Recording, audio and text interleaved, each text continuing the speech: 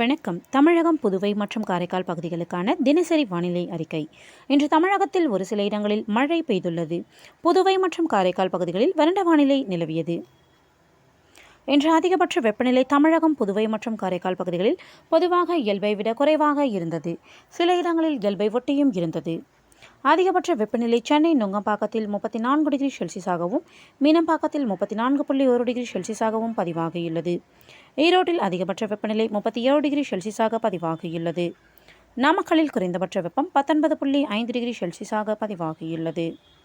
வட தமிழக உள் மாவட்டங்களின் சமவெளி பகுதிகளில் 30 37 டிகிரி செல்சியஸாகவும், தென் தமிழக உள் மாவட்டங்களின் சமவெளி பகுதிகளில் 33 34 டிகிரி செல்சியஸாகவும், வட தமிழக கடலோர பகுதிகள், புதுவை மற்றும் காரைக்கால் பகுதிகளில் 33 35 டிகிரி செல்சியஸாகவும், தென் தமிழக கடலோர பகுதிகளில் 30 36 டிகிரி செல்சியஸாகவும், மலைப்பகுதிகளில் 16 22 டிகிரி செல்சியஸாக பதிவாகியுள்ளது.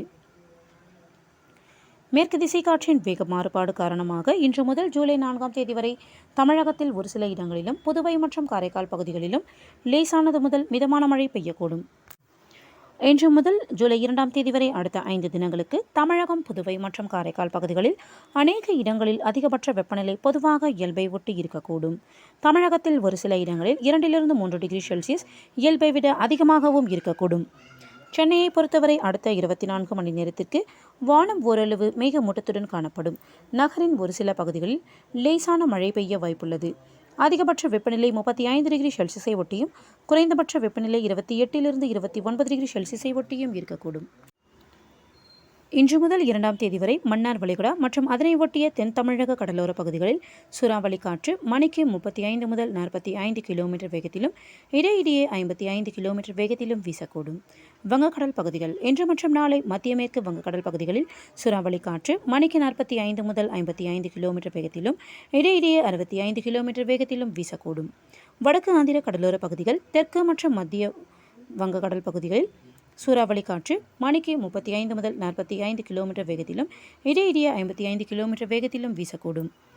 ஜூன் 30ஆம் தேதியன்று வடமேற்கு மற்றும் மத்திய மேற்கு வங்கக்கடல் பகுதிகளில் மணிக்கு 45 முதல் 55 கிலோமீட்டர் வேகத்திலும், இடையிடையே 65 கிலோமீட்டர் வேகத்திலும் வீசக்கூடும்.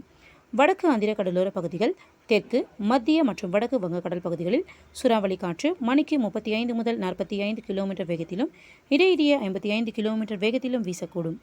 அரபிக்கடல் பகுதிகள் இன்று தென்மேற்கு மற்றும் அதனை ஒட்டிய தென்கிழக்கு அரபிக்கடல் மற்றும் மத்திய அரபிக்கடல் பகுதிகளில் சூறாவளி காற்று மணிக்கு 45 முதல் 55 கிலோமீட்டர் வேகத்திலும், இடையிடையே 65 கிலோமீட்டர் வேகத்திலும் வீசக்கூடும். லட்சத்தீவு, தென்கிழக்கு மற்றும் தென்மேற்கு அரபிக்கடல் பகுதிகளின் வடக்கு பகுதிகள், கேரள, கர்நாடக கடலோர பகுதிகளில் சூறாவளி காற்று மணிக்கு 35 முதல் 45 கிலோமீட்டர் வேகத்திலும், இடையிடையே 55 கிலோமீட்டர் வேகத்திலும் வீசக்கூடும். நன்றி.